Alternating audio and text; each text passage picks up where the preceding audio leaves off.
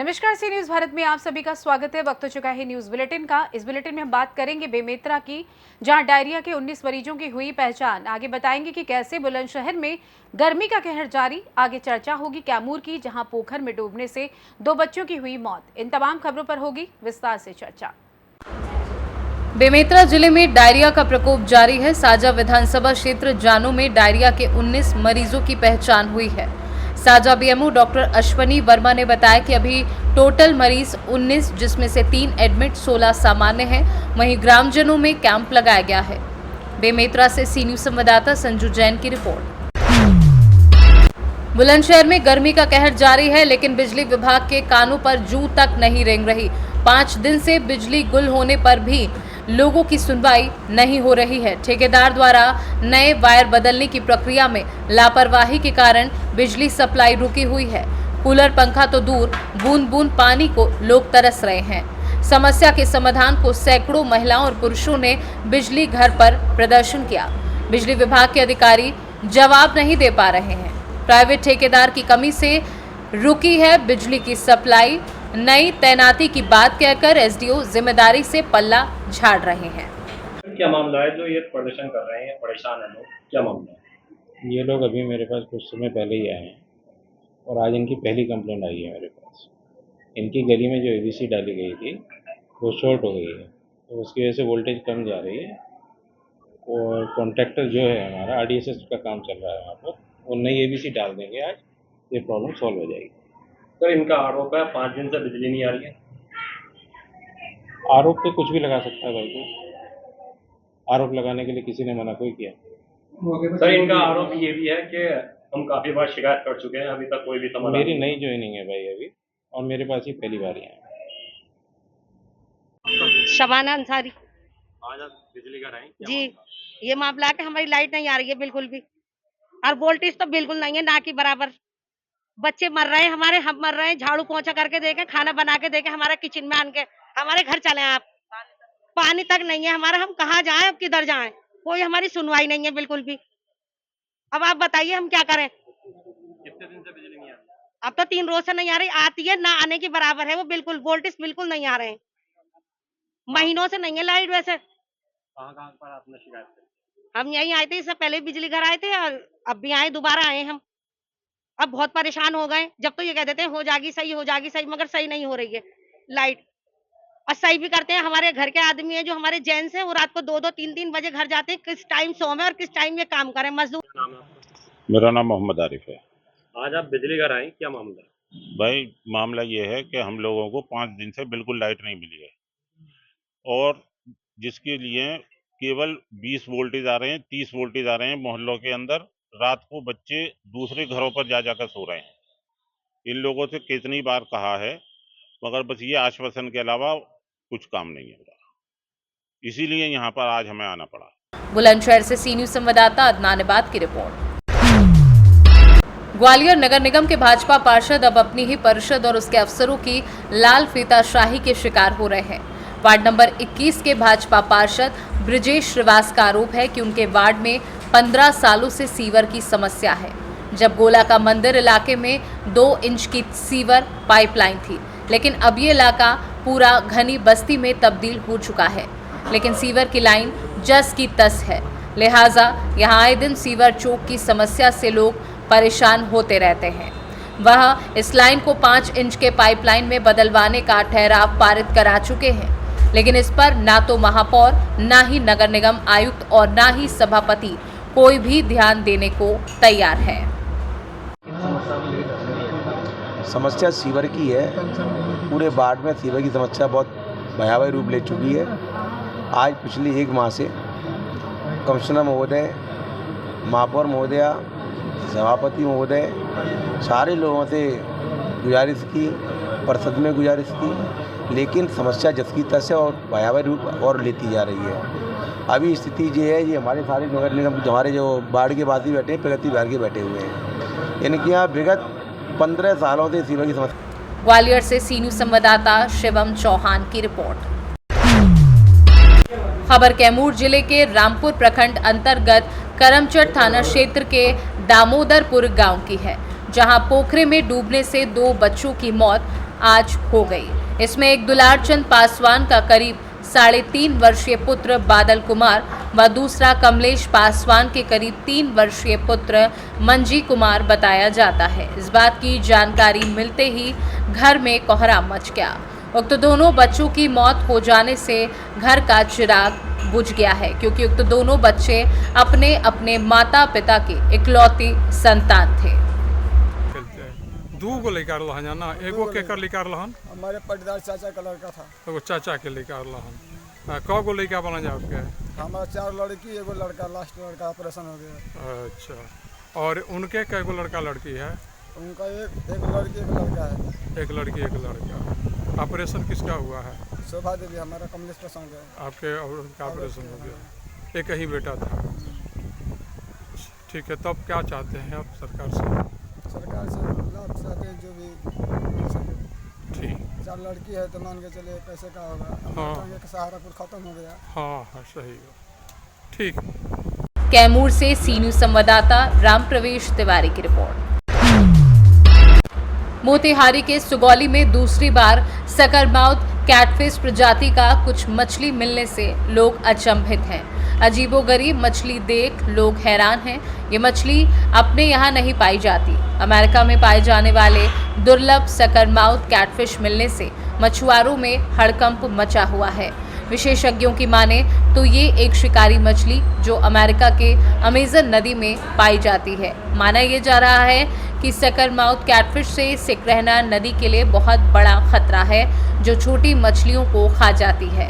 ये मछली सुगौली के विशनपुरवा सरे में मिली है, जहां बीते सप्ताह सिकरहना नदी का पानी आया था, जिसे लग रहा था ये मछली बहुतायत संख्या में आई है। बीते दिन भी एक ऐसी मछली सुगौली सिकरहना नदी में मिली थी, जिसे देख लोग हैरत में पड़ गए थे। चूंकि ये मछली मांसाहार मछली है, यदि इस प्रजाति पर कब्जा हो गया तो मछली भंडार में गिरावट आ जाएगी। इस मछली का मिलना शुभ संकेत नहीं माना जा रहा है। इस मछली को देखने के लिए लोगों में उत्सुकता देखी गई। मोतिहारी से सी न्यूज़ संवाददाता वीरेंद्र कुमार गुप्ता की रिपोर्ट।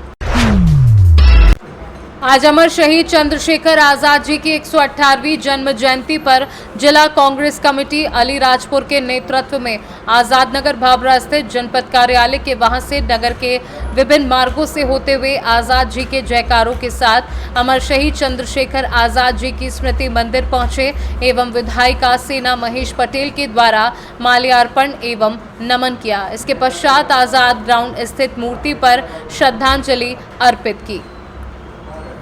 अलीराजपुर से सी न्यूज़ संवाददाता विजय की रिपोर्ट। अयोध्या जिले के कैंट थाना क्षेत्र में एक अमरूद के बाग में युवक का जला शव मिला है। मामला हसनू कटरा चौकी क्षेत्र स्थित अमरूद के बाग का है। शव की पहचान 32 वर्षीय मुकेश के रूप में हुई है। मौके पर पहुंची पुलिस ने शव को कब्जे में लेकर पोस्टमार्टम के लिए भेज दिया है। कैंट थाना प्रभारी संजय मौर्य ने बताया, पुलिस ने शव को कब्जे में लेकर पोस्टमार्टम के लिए भेज दिया है।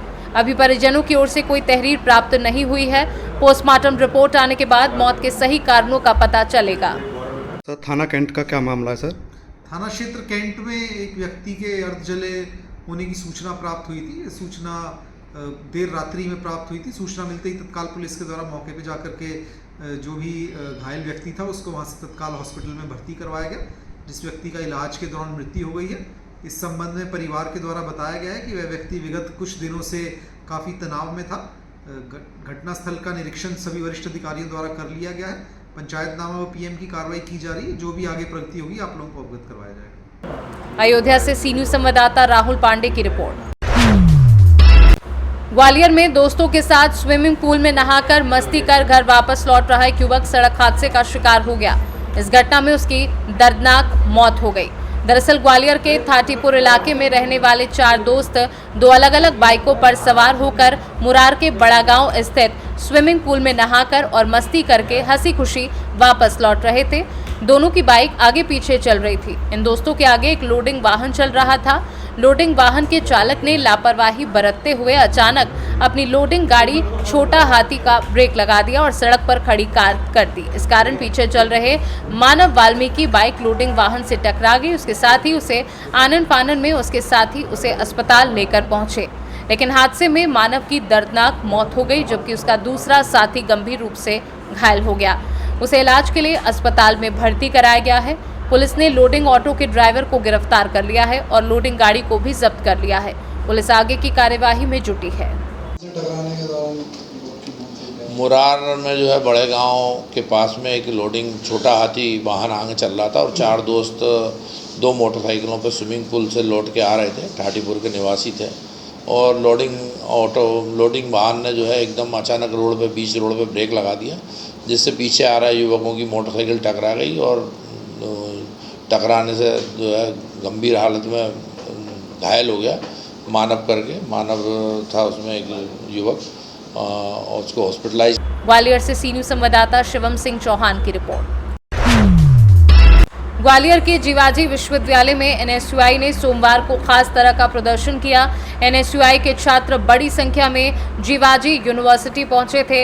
यहां उन्होंने जीवाजी यूनिवर्सिटी परिसर में हाथों में खाली थैलों और कॉलेज लिखे हाथ ठेलों को धकेला। इस दौरान ढोल ताशे भी बजाए गए। एनएसयूआई की मांग है कि विश्वविद्यालय में बढ़ती गड़बड़ियों को लेकर राज्यपाल को इसका संज्ञान लेना चाहिए और विश्वविद्यालय में धारा 52 को लागू करना चाहिए। एनएसयूआई ने अपने इस प्रदर्शन के जरिए धारा 52 लागू करने की मांग राज्यपाल से की है। आज यूनिवर्सिटी में किस तरीके से इसका प्रदर्शन रहा एनएसयूआई का, क्या वोट की मांग? आज हमने यूनिवर्सिटी में एक ठेले पे कॉलेज रखकर और एक थैले में कॉलेज डालकर ये उनको सांकेतिक प्रदर्शन किया कि जो जीवाजी यूनिवर्सिटी से संचालित संबद्धता प्राप्त संचालित महाविद्यालय बीएड के, वो सिर्फ ठेले और थैले में आए दिन इसके प्रमाण मिलते हैं। एसटीएफ द्वारा एफआईआर भी हुई, जिनमें कुछ चरित दस्तावेजों के आधार पर संबद्धता प्राप्त महाविद्यालयों पे एफआईआर हुई, मतलब वो थैले में चल रहे हैं केवल।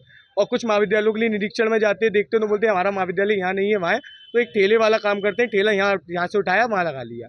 तो इसके खिलाफ हमने इनको शर्मसार करने के लिए प्रदर्शन किया था कि शायद जीवाजी विश्वविद्यालयों को शर्म आ जाए, ढोल नगाड़ों के साथ इनके कान सुन लें हमारी जो शिकायत है और आगे इस पर कार्रवाई करें ऐसे कॉलेजों पर। ग्वालियर से सी न्यूज़ संवाददाता शिवम सिंह चौहान की रिपोर्ट।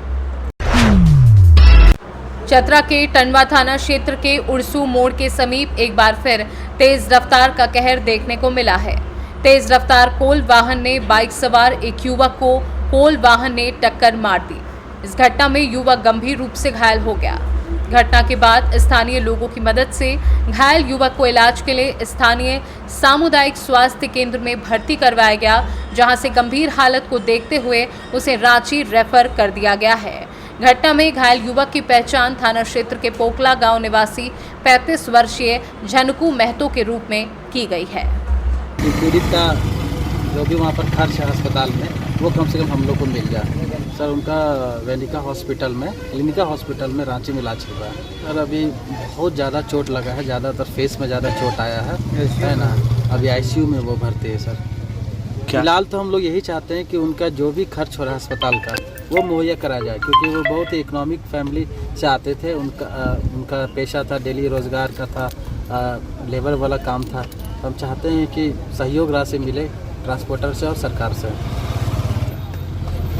सर जिम्मेदार अब हम इसमें सरकार को ही दोष देंगे सर। ये सरकार अगर ना चाहते कि इस रोड से ट्रांसपोर्टिंग चले तो हमेशा ये रोड देखिए मौत का कुआं जैसा हो रहा है सर। आए दिन कुछ ना कुछ एक्सीडेंट होते रहता है। कितनी दफ़ा नो एंट्री का मांग किया, कितनी दफ़ा ट्रांसपोर्टिंग बंद कराया गया, फिर भी सरकार हम लोग को जो भी हम लोग का मांग रहता है वो पूरा ही नहीं कर पाती है। हम तो दोष सरकार को ही देंगे। तो जाहिर सी बात है, हर कोई चाहेगा कि वैकल्पिक व्यवस्था।